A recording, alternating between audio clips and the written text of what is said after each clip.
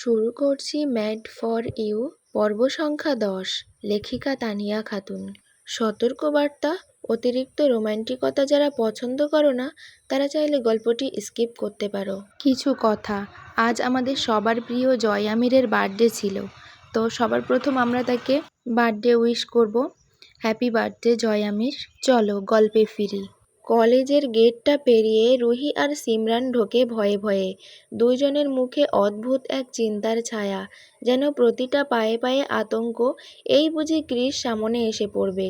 ক্যাম্পাসে হালকা বাতাস বইছে, সবাই নিজের মতো ছুটছে ক্লাসে, কিন্তু রুহির বুকের ভিতরটা কেমন যেন কেঁপে উঠছে। ক্রিস আর তার বন্ধুদের না দেখতে পেয়ে রুহি একটা স্বস্তির নিঃশ্বাস ফেলে। রুহি ফিসফিস করে বলে, তাড়াতাড়ি ক্লাসে চল।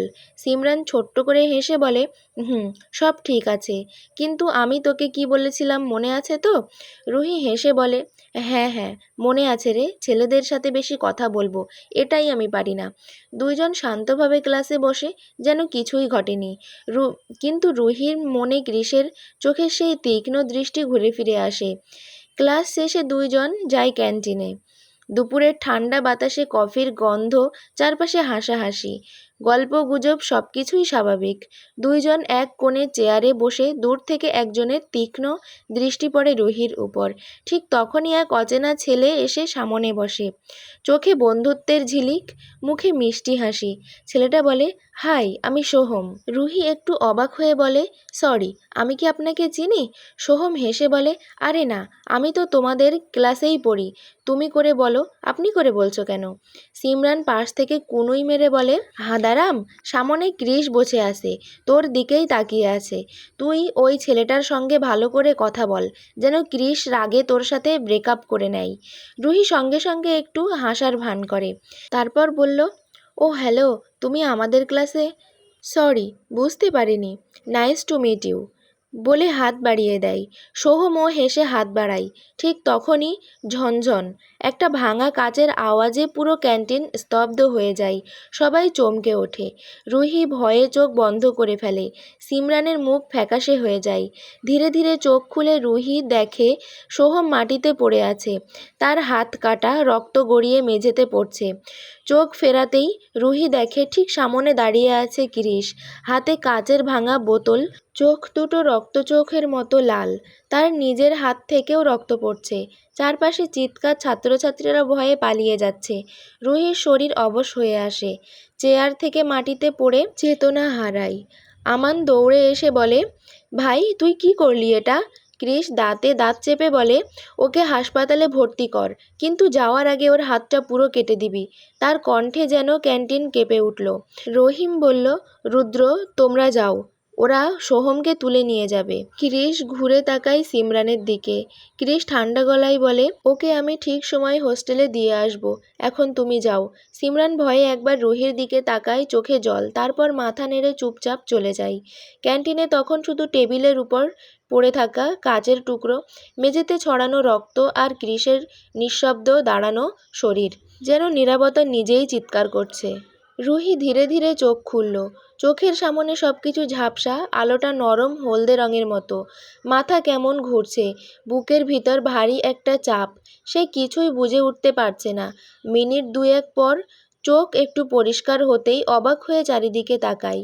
সে যে কোনো সাধারণ জায়গায় নেই, সেটা প্রথম দৃষ্টিতেই বোঝা যায়। বড় বিশাল একটা ঘর, মেঝেতে নরম কার্পেট, যেখানে পা রাখলেই যেন শরীর ডুবে যায়। ঘরের মাঝখানে একটা সাদা নরম গদি দেওয়া বিছানা, সিল্কের চাদরে ঢাকা, পাশে ছোট ছোট বালিশ, যেন রাজকন্যার ঘুমের ঘর। ডান দিকে একটা বড় জানালা, সাদা পর্দা বাতাসে দুলছে। বিকেলের রোদ এসে পড়ছে ঘরের মেঝেতে সোনালি ছায়ার মতো। জানালার পাশে একটা বিশাল সোফা, হালকা ধূসর রঙের, তার গায়ে নরম কুশনগুলো এমনভাবে সাজানো যেন কেউ সদ্য বসে উঠে গেছে। কোণের দিকে তাকিয়ে চোখ আটকে যায়। দুটি বড় ফুলদানিতে সাজানো লাল, সাদা আর বেগুনি গোলাপ, তাজা ফুলের গন্ধে ঘর ভরে আছে। হালকা পারফিউমের সঙ্গে মিশে এক অদ্ভুত শান্ত গন্ধ ছড়িয়ে পড়ছে। রুহি ধীরে উঠে বসার চেষ্টা করে, কিন্তু মাথায় ব্যথা ভারী লাগে। চারদিকের এই অচেনা সৌন্দর্য তাকে ভয় আর বিস্ময়ে একসাথে ভরিয়ে তোলে। তার মনে একটাই প্রশ্ন ঘুরছে, আমি কোথায়? আমাকে এখানে কে এনেছে? চুপচাপ ঘরের ভিতর দিয়ে বাতাস বয়ে যায়, পর্দা দুলে ওঠে, ফুলের পাপড়িগুলো সামান্য নড়ে ওঠে, আর দরজার বাইরে যেন এক কারো ভারী পায়ের আওয়াজ ভেসে আসে। ঘরের ভিতরে তখন নিস্তব্ধ। রুহি বিছানার একপাশে বসে আছে, তার বুক ধীরে ধীরে ওঠানামা করছে, মাথায় তখনও ঝিম ধরা ব্যথা। ঠিক তখনই ঠাস, দরজা ধীরে খুলে যায়। সেই শব্দে রুহি চমকে ওঠে, তার চোখ বড় হয়ে যায়, নিঃশ্বাস যেন থেমে যায় বুকের ভিতর। দরজার ফাঁক দিয়ে আলো পড়ছে মেঝেতে, সেই আলোর মধ্যে দাঁড়িয়ে আছে কৃষ, চোখে অদ্ভুত শান্ত কিন্তু ভয়ঙ্কর দৃষ্টি, ঠোঁটে হালকা বাঁকা হাসি, আর তার ডান হাতে একটা চকচকে ধারালো ছুরি। রুহির গলা শুকিয়ে যায়, ঠোঁট নড়ে, কিন্তু শব্দ বেরোয় না। ঘরটা যেন হঠাৎ ঠান্ডা হয়ে গেছে, বাতাস ভারী। কৃষ ধীরে ধীরে ঘরে পা রাখে, তার প্রতিটা পদক্ষেপের শব্দ নরম কার্পেটের উপর ডুবে যাচ্ছে, কিন্তু রুহির কানে সেটা বজ্রপাতের মতো বাজছে। তার চোখ এক মুহূর্তের জন্যও রুহির মুখ থেকে সরে না, বিছানার কাছে এসে থেমে যায়। ছুরিটা হাতে ঘুরিয়ে ধরে কৃষ হালকা গলায় বলে, বাটারফ্লাই। রুহি কেঁপে ওঠে। কৃষ বলল, তোর হাত মেলানোটা ভালো না, বলে ধীরে ধীরে এগিয়ে আসে। আজ আমি তোকে শেখাবো হাত মেলাতে হয় কিভাবে। ছুরির ধাতব ঝিলিকটা রোদে পড়ে রুহির মুখে প্রতিফলিত হয়। রুহি ভয়ে পিছতে থাকে, বালিশে ঠ্যাস দিয়ে দেওয়াল ঘেঁষে দাঁড়ায়। তার নিঃশ্বাস ভারী, বুক কাঁপছে, ঠোঁট শুকিয়ে গেছে। কৃষ আরও এক পা এগিয়ে আসে, একদম সামনে এসে দাঁড়ায়।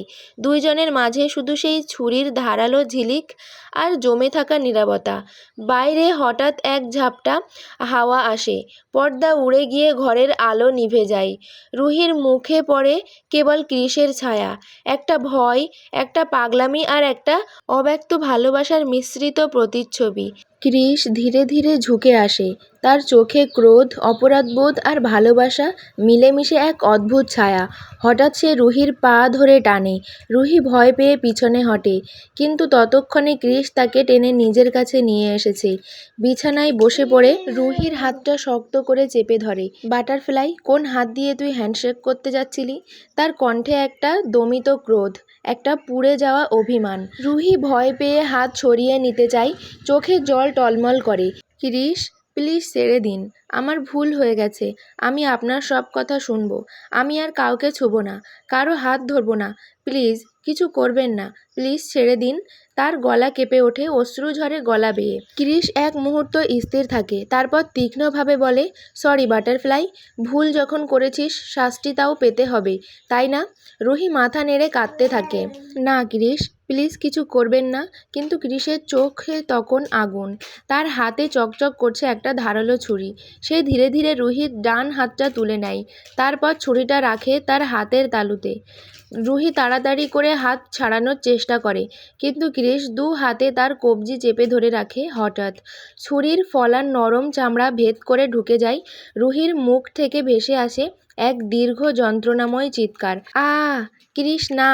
রক্ত গড়িয়ে পড়ে, সাদা বিছানার চাদর লাল হয়ে ওঠে।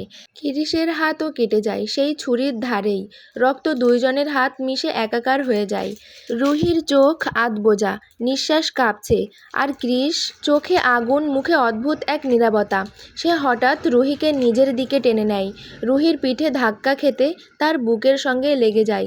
দুইজনের বুকের মাঝেই ফাঁকটা মুছে যায় এক মুহূর্তে। রুহির নিঃশ্বাস গলায় আটকে আসে। কৃষ, ছাড়ুন আমায়। তার গলা কেঁপে ওঠে, চোখে জল। কৃষ কিছু বলে না, সে শুধু রুহির মুখটা দুই হাতে ধরে, আঙুলে রক্তের দাগ, তবুও সেই আঙুলের স্পর্শে একটা কাঁপুনি বয়ে যায় রুহির গা বেয়ে। তাদের চোখ দুটো মিশে যায়, একটাই ভয়, অন্যটাই পাগলামি। তারপর কোনো সতর্কতা ছাড়াই কৃষ নিজের ঠোঁট চেপে ধরে রুহির ঠোঁটে।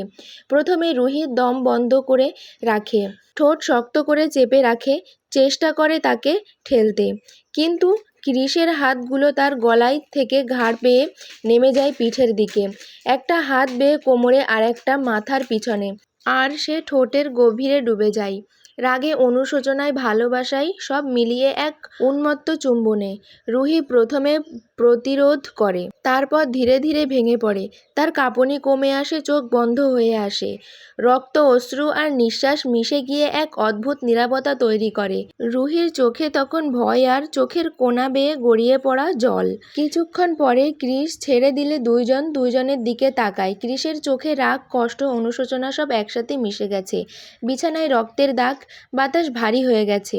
ক্রিস নিচু গলায় বলে, আমি ভুল করেছি বাটারফ্লাই, আমি তোমাকে কষ্ট দিয়েছি, এখন আমি নিজেকে শাস্তি দিব। রুহি বুঝে ওঠার আগেই ক্রিস নিজের হাতে থাকা ছুরিটা নিজের দিকেই ঘুরিয়ে নেয়। সে নিজের হাতের তালুতে একের পর এক ছুরির প্যাচ চালিয়ে দেয়। এক টানে রক্ত বেরিয়ে আসে। রুহি ভয় পেয়ে চিৎকার করে ওঠে, ক্রিস, এটা কি করছেন? থামুন প্লিজ। ক্রিসের চোখে তখন পাগলামি। সে একটু দূরে গিয়ে আবার ছুরি তুলতে যায়। আমি বাঁচার যোগ্য না, আমি তোমাকে কষ্ট দিয়েছি বাটারফ্লাই। রুহি তাড়াতাড়ি দৌড়ে এসে তার হাত ধরে ফেলে, দু হাতে চেপে ধরে ক্রিসের কবজি। না ক্রিস, থামুন, এসব ঠিক না। ক্রিস হাত ছাড়াতে চায়, কিন্তু রুহি শক্ত করে ধরে রেখেছে। ছুরিটা তাদের মধ্যে পড়ে যায়। মেঝেতে ঠক করে শব্দ হয়। ক্রিস হাঁপাতে হাঁপাতে বসে পড়ে, দু হাত রক্তে ভেজা, চোখ দিয়ে জল ঝরছে। সে মাথা নিচু করে বলে, আমি তোমাকে আঘাত দিয়েছি, আমি নিজেকেও মেরে ফেলবো। রুহি কাঁদতে কাঁদতে তার পাশে বসে পড়ে, তার হাত নিজের ওড়নায় জড়িয়ে ধরে রক্ত বন্ধ করতে থাকে। চুপ করুন, আমি আপনাকে ক্ষমা করে দিয়েছি, শুধু এমন করবেন না প্লিজ। ক্রিস মাথা নিচু করে বসেছিল, তারপর ধীরে ধীরে মাথাটা তুলল। চোখে জল জমে আছে, ঠোঁট কাঁপছে। সে রুহির মুখের দিকে তাকিয়ে বলে, বাটারফ্লাই। তার কণ্ঠ ভাঙা, কাপা নিঃশ্বাসের শব্দগুলো বের হচ্ছে কষ্ট করে। প্লিজ আমাকে ছেড়ে যেও না কখনো, আমি খুব একা। রুহি স্তব্ধ হয়ে যায়, তার বুকের ভিতরটা ভারী হয়ে ওঠে। ক্রিস ধীরে ধীরে হাত বাড়িয়ে রুহিকে জড়িয়ে ধরে। রুহি বাধা দেয় না, শুধু চুপ করে মাথা রাখে ক্রিসের কাঁধে। ক্রিস তার চুলে হাত রাখে। তুই জানিস আমি পাপী, আমি খারাপ মানুষ, কিন্তু তুই তো একদম পবিত্র। তুই আমার পবিত্র ফুল। তোকে পেলে আমি সত্যিই ভালো হয়ে যাব। আমি প্রমিস করছি, আমি বদলে যাব। শুধু তুই আমায় ছেড়ে যাস না। রুহির চোখ দিয়ে জল গড়িয়ে পড়ে। দুইজনেই নিঃশব্দে কাঁদতে থাকে, কিন্তু সেই কান্নার মধ্যে একটা শান্তি আছে, যেন অনেক ঝড়ের পর অবশেষে একটু শান্ত হাওয়া বইছে। আসসালামু আলাইকুম, কেমন আছো সবাই? আজ এই পর্যন্তই শেষ করছি, অপেক্ষা করো পরবর্তী পর্বের জন্য। টাটা।